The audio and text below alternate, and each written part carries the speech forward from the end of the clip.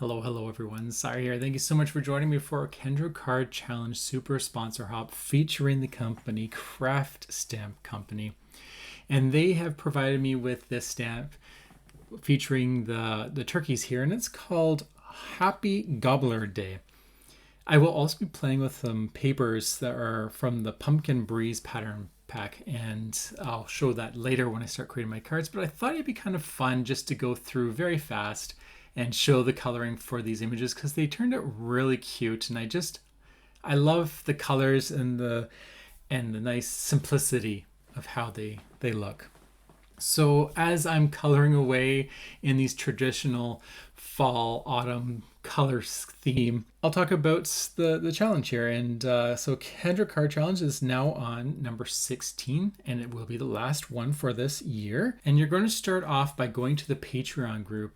That's where you're going to find the download, and you just need to sign up for a free membership. Then when you get to file, you're going to print that out, and you're just going to follow the instructions. So the first page is going to have 6 cards that have a bunch of lines on them. They're going to be labeled A, B, C, D, E, and F. Those are going to be your cutting guides for each pattern paper that you have. So if you look at A, which is an orange block, if you have printed in color, and you're just going to follow those cutting lines. The first line you want to cut is where the scissors are at. Once you have that line cut, then you just keep cutting away until you have every piece matching the descriptions on the guide.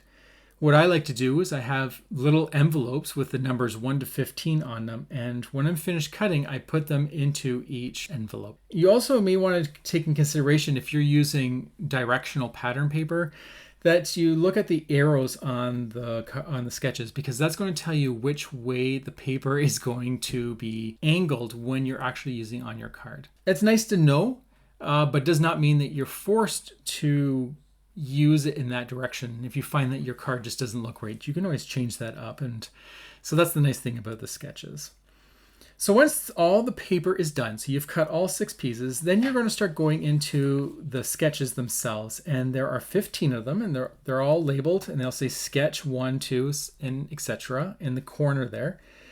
And you're just going to take all your pieces that you've cut. You're going to get your matte layers, your envelope, your bases, and you're just going to start creating these cards. And you can embellish them any way you want. You can ink them. You can use digital images. You can do whatever you want. And you don't have to follow those sketches exactly. Those are just guidelines. Then when you have created all your cards, submit them onto the Facebook group, and that is where you will be entered into draws. You must enter your name and your country, because some of these prizes are for the States only, and if you do not add that, you will not be added to the draw. I do know that was a lot of information, especially when I'm not showing anything, but I hope that kind of helps clear things up.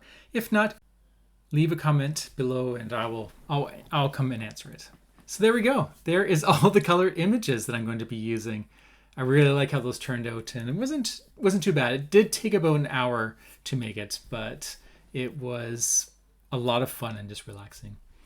So the first card I'm going to be creating is sketch 10, and like I said, these are Pumpkin Breeze pattern paper by Crafty Stamp Co.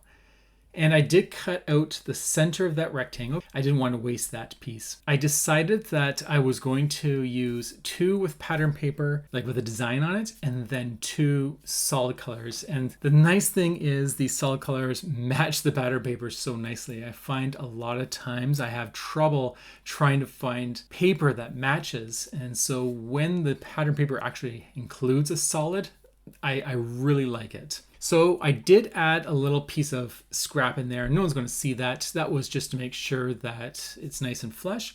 And then I'm going to add my matte layer, which is the orange, to this piece, the square here. So if we're looking at sketch number 10, this is going to be that 2 3/4 square with a 3-inch square layer in the background. And then I'm going to add my strip here. This is pattern B. And I put it on a matte layer, and I'm placing it right underneath. And I'm going to overlap it so that you really only have that one solid line, that about a 1/4 inch line or 1/8 of an inch. And then I'm going to glue it down. I did position it so that there should be about an inch on the top and an inch on the bottom. That's what I'm aiming for. I'm just eyeballing it. It could be off, it could be 3/4, it could even be half. I'm not too sure. I'm just eyeballing, making sure that it does stay as consistent as possible. And then I lay down my strip there, the last piece. For the images, I have that little sign, and I took the word gobble, which was from the stamp set, and I just cut it out and glued it there.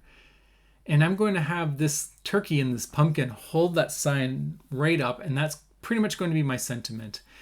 I could have added anything like Happy Thanksgiving or Happy Gobbles Day, but seeing as it's a turkey, they don't speak English, so it just says gobble.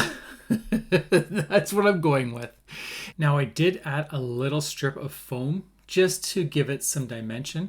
I want it to look like it's coming towards you a bit. So I just added a little bit to the top there, and that's more than enough. To finish the card off, I'm just going to add 2 little pumpkins here instead of the stars. I kind of wish I did the pumpkins in different colors just so that you can see the difference, but I think this turned out quite nice. I really like how simple and clean this little Thanksgiving card is.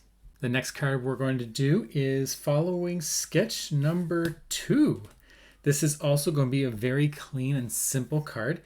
And the reason I chose this one is because I wanted to use up the scraps that I had created from the previous card. The background itself is not a scrap, that's like a full sheet, but the other little pieces are much smaller and they work perfect for using up those scraps. So if you are just going to want to maybe create a couple of cards, what you can do is find the sketch that uses the bulk of the pattern paper and then find one that matches enough to create from the scraps. And keep in mind, you don't need to follow the dimensions exactly. For example, if you are working with those pieces in the background and they measure 1.5 inches tall, if you happen to have a piece that's only an inch, or 1.25 inches, you can still use it. It's not a big deal. Just use up those scraps. You don't want to waste those. So in my case, I started with sketch number 10, which has a lot of big pieces, because even the background and the mats, I used all my pattern paper to create those. And then I chose sketch number 2 because it had fewer pieces and they were smaller. Okay, so while I was talking, I got pretty much most of this card done. What you may have noticed is I added some scrap paper behind that square because I'm going to prop that up. I want to make sure there's a little bit of dimension. I don't need to use foam tape. I got plenty of scrap cardstock laying around, so I just decided to do that. And now I'm positioning my turkeys around that center focal point using the Happy Turkey Day sentiment. And that's cut up in little blocks. I thought that was really cute. And it kind of works nicely how it just fits between all 3 of those turkeys. I also added some scrap paper, as you see here, just in the corners around the turkeys. Because I lifted up that center square, I need to lift up these turkeys as well, but just where I need to. Then I'm just going to glue that all down. To finish this card off, I'm just going to glue down my sentiment and call it complete. I'm not going to worry too much. I am really enjoying the simplicity. You know you can add embellishments. You know you can add Love from Lizzie Peel-Outs. You know you can add glitter and paint and distress inks. There's so much you can do. I wanted to keep my cards nice and simple. I really, really like how these are. So I do want to thank you so much for stopping by. I hope you enjoyed these 2 festive Thanksgiving themed cards. And I hope you enjoy the rest of the hop that's happening. We are all going to be showing some products from Crafty Stamp Company. And so until the next time, have a fantastic week. I will talk to you all later and take care. Bye.